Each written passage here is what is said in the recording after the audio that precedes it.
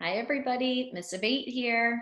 So for today's lesson, we are going to be working on a read aloud, a new read aloud, okay?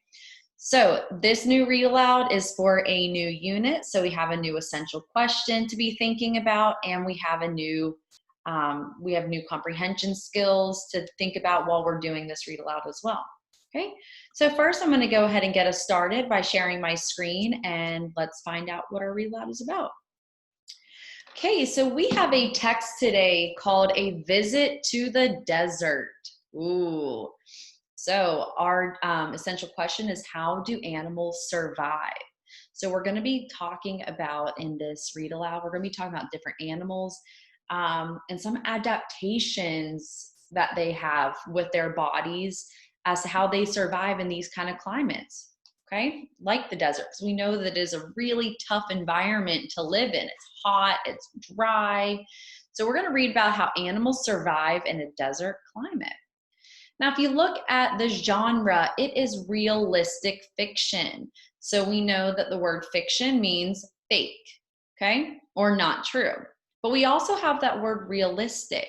That means realistic sounds just like the word real. So it is a story that means it is a fake story, but it does have true elements to it, meaning you can see there are people. So obviously people are a real thing. We're talking about the desert. We know the desert's a real thing. We can see some animals and plants here. We know those are real. So while this event didn't actually happen, we can still learn a little bit about the animals and this climate, okay? All right. So we're going to go ahead and start reading. So I need your listening ears on. I need your eyes watching, your hands nice and still in your lap or on your desk. Okay. So we're going to go ahead and have the the book read to us. So again, let's be listening and let's be thinking about how animals survive in a desert climate. Let's go. Tim was looking forward to this vacation. Then his parents told him the family would be visiting Grandma in Nevada.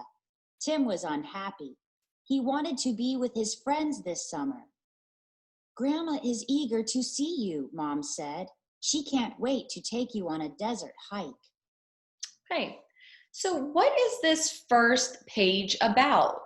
So what is happening so far in the text? I know that we've only read 2 paragraphs, but what is happening so far? Okay. So from what I read and what I heard and what I listened to is that this family, so Tim, it looks like his mother, they're going to go visit his grandma in Nevada, which is a state way out west. Okay. It's all the way on the other side of the United States. Okay. So we're on the East Coast. Nevada is on the West Coast, kind of. Okay. So they're going to go visit his grandmother in Nevada. Now, it said that Tim was unhappy. He wanted to spend time with his friends instead of going to see his grandma at the desert. Now that kind of hurts my heart because he should want to see his grandma, right? But you know how we get sometimes. Some of us want to be with our friends instead. But let's go ahead and let's keep reading as to what happens and maybe see if Tim's feelings change.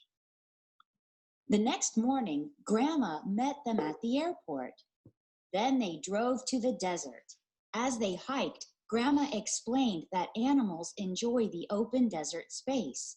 It gives them the freedom to move from place to place. Tim learned that the animals find ways to adapt to the hot desert weather. He wondered if he could get used to the desert climate. Wow, Tim said, look at that. The turtle carries its home on its back. Grandma smiled at Tim's excitement. Actually, she said, that is a desert tortoise. It looks for the shade made by the shadows of rocks. That's how it cools off. He burrows underground to get away from the heat. The tortoise disappeared into its burrow. Tim leaned over the hole. He could not hear a sound. I'll bet it likes the silence of its burrow, Tim whispered. I think it likes its sense of safety too, Grandma added. Okay, guys. So here we see where we're really getting into the realistic fiction genre. Okay, so Tim and his grandma, they may be real people, but I don't think that this actually happened to them.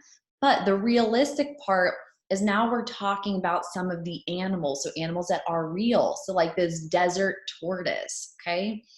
And it talked about, and excuse me, the text also talked about ways that animals adapt to the hot desert weather. So I'm thinking that grandma is going to teach us a lot more about how animals adapt in this hot climate. Because it's funny, Tim did say he wonders if he could get used to desert climate.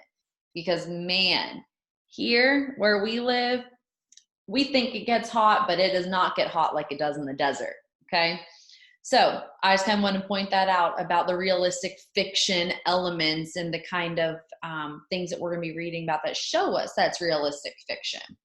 Now, I do want to ask a question because our essential question back here on page 102 asked, how do desert animals adapt to the desert climates? That means what are things that they do to where they don't get too hot and maybe something happens to them, excuse me, because of how hot it is. So what did grandma say that this tortoise, right, this desert tortoise does in the desert? So I want you to be looking at this page and I want you to be rereading about what a desert tortoise does, to help adapt to that desert. I can't speak, I'm sorry. Help adapt to that climate, that hotness. So it says right here, that is a desert tortoise. It looks for the shade made by shadows of rocks. That's how it cools off. He burrows underground to get away from the heat. So that's how a desert tortoise lives in such a hot climate. 1, it looks for shade, and 2, it burrows down to where it's nice and cool and it's out of the sun. Okay, so let's keep reading and looking for other ways that desert animals adapt to this desert climate. That's the same feeling I get at home, Tim sighed. Just then, a large rabbit hopped by. Grandma explained that the jackrabbit's large ears help it stay cool. These animals are so unlike the animals at home, Tim said. He had forgotten about the desert heat. Some animals stay cool by sleeping during the day. Then they hunt at night, said Grandma. A great horned owl hooted above them. Grandma said, "It will soon be time for the owl to hunt." Which means it's time for us to head back, Dad added. "Oh, this vacation is going by too fast," Tim said. They asked Tim about the heat. "What heat?" Tim asked. "I feel as fresh and cool as a new flower. I've adapted." Everyone laughed. The end. All right. So we just read about a desert tortoise, how it adapts to the hot desert climate. Okay. So now we just read a little bit about this animal called the jackrabbit. Okay. So I want you guys, I'm going to reread this page and I want you to think about, what does a jackrabbit do to adapt to this heat? Okay. Let's listen again. "That's the same feeling I get at home," Tim sighed. Just then, a large rabbit hopped by. Grandma explained that the jackrabbit's large ears help it stay cool. Oh, did you hear what it said? That the jackrabbit's large ears help it to stay cool. That's very interesting. Now, I wish I had a little bit more detail to explain how it does that, but maybe next lesson we can discuss it, okay? All right, so that was our read aloud for the day, boys and girls. I do want you also to be thinking about this question right here. Think of another animal you know. How does it survive in its climate? Okay, so you can think about other animals other than a desert tortoise or a jackrabbit.